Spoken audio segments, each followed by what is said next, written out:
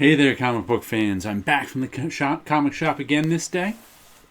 And picked up 4 comics. 2 were from my pull list. 2 I picked off the shelf, but one of them was almost on my pull list. So that may count as 3 from my pull list, but it's new.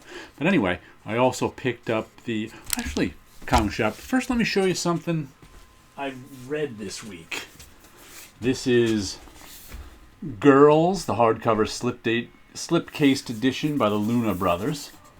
I picked this up. It's funny, I read the series back in the 2000s. I think this came out in 2007. I picked this up after I read the whole series. I was like, "Oh, there's a cool." Back when I was buying a lot more hardcovers and omnibuses and things in those days. And so this is actually the first time I read this particular volume of it. It looks a little dark there. But it's a horror story by the Luna Brothers. This is some good stuff right here.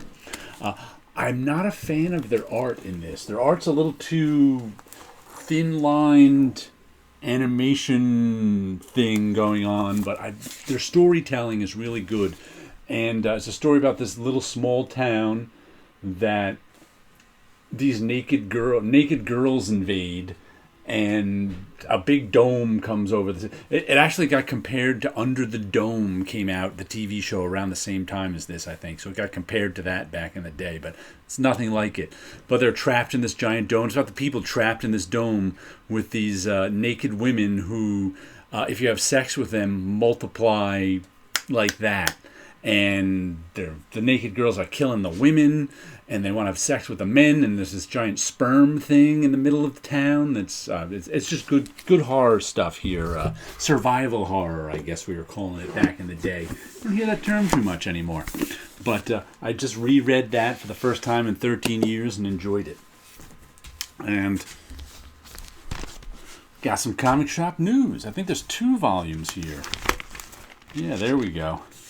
Got a double shot of comic shop news. Number 1741 and 1740.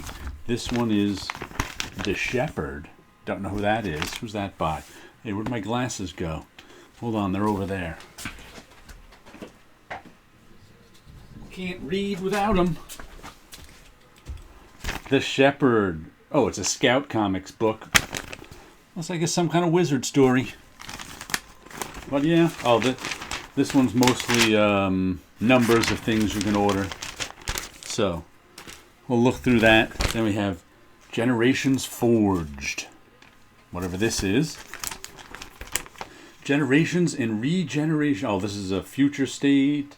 This is Generation Shattered and Generations Forged. A pair of extra length $10 one-shots. Yeah, $10 one-shots, no thanks. I was actually looking at giant-sized Conan on the shelf today, and it looked pretty good. There was some Kevin Eastman Conan and some other stuff in there that looked pretty interesting, but it was a $7 book, so I didn't pick it up. Maybe I'll pick it up on one of these days where there's no comics to buy, but I wasn't in the mood to spend $7 on a Conan book today.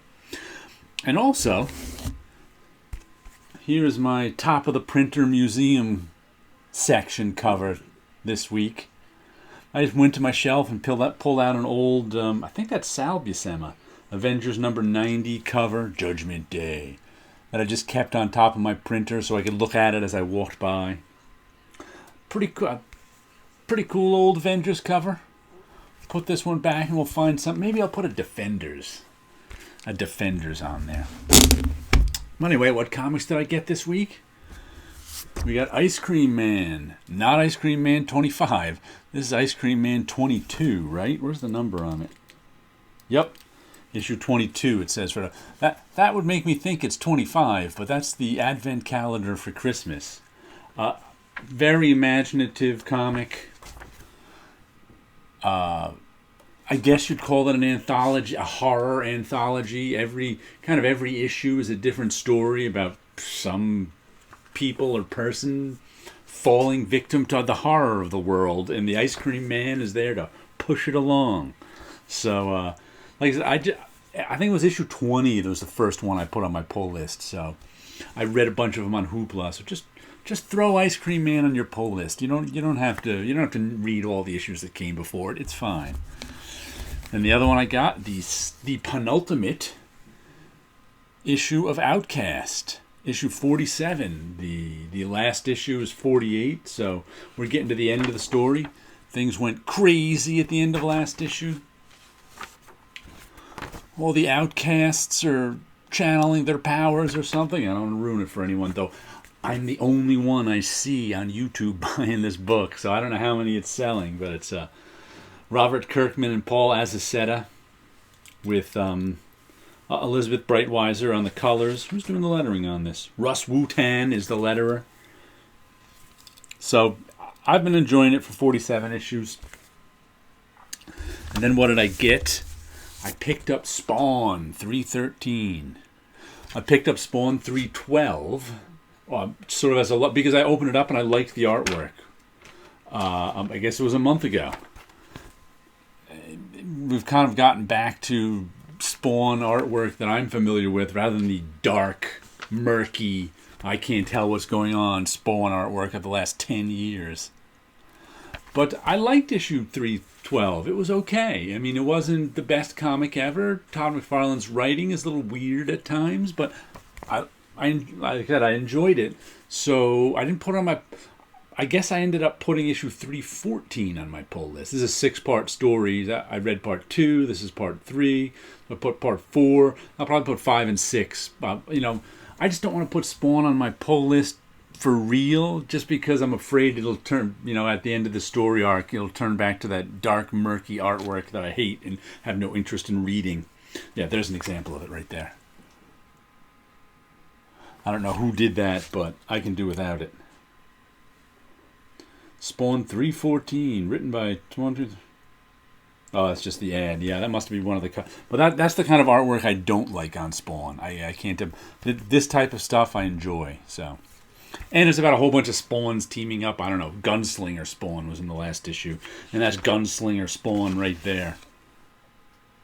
And I guess Plague Spawn is... Either this is a special play... I think there's a variant cover I picked up. I'm not even sure. No. What are these numbered? 31331. So this is cover 3. So yeah, and... Oh, this is Capullo and McFarlane too. And... Another reason I'm picking it up is that $2.99 price tag. I may as well support it because it's, still got a $2.99 price tag. That'll make me buy it. And then the other thing, I picked up, like I said, I only had those 2. I picked up The Picture of Everything Else, issue 1. Once again, there was a few covers. This was the one I liked best. Vault Comics. Let's see who's doing this one. Waters, Mohan, and Bikdar. Let's see. Dan Waters, art and colors by Kishore Mohan, lettered by Aditya Bidikar. So I was looking for something to pick up. I flipped through it. It looked okay. I read the back, and it's like a sequel to A Picture of Dorian Gray. Here's what it says on the back. As the 20th century dawns, art promises to change the world and steep it in blood. A rash of impossible killings sweep through Paris, tearing the rich and beautiful apart in their beds. When 2 art thieves stumble upon the portraits of victims damaged in the exact same manner they died, it appears the man who once painted the immortal portrait of Dorian Gray has returned with darker plans for future works. All right. The art looked pretty cool, very watercolory.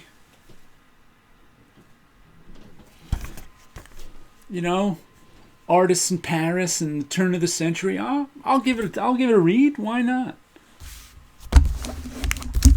And let me show you a little bit of my artwork that I got going on.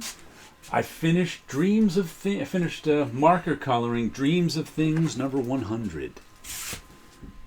I can't believe I've done 100 of these. I've actually done slightly more than 100 because I think there was like 2 or 3 I didn't like. So I remade them and made the ones I didn't like as much the alternate covers. But you know what's weird about this one? I had this one done, and I didn't like the coloring on this figure. So the last thing I did, if you look closely, you can see those little orange strokes right next to the blue stripes. And I put little orange strokes next to these blue stripes here, and that kind of made it come alive for me. And I was like, now I'm done with it. Now I like it. So sometimes you look for that little extra, sometimes I finish something and sometimes I don't, and I'm like, what's that last thing I need? Here's a few ink drawings I just finished up last night. 6x9, done from my little sketches from my ink book.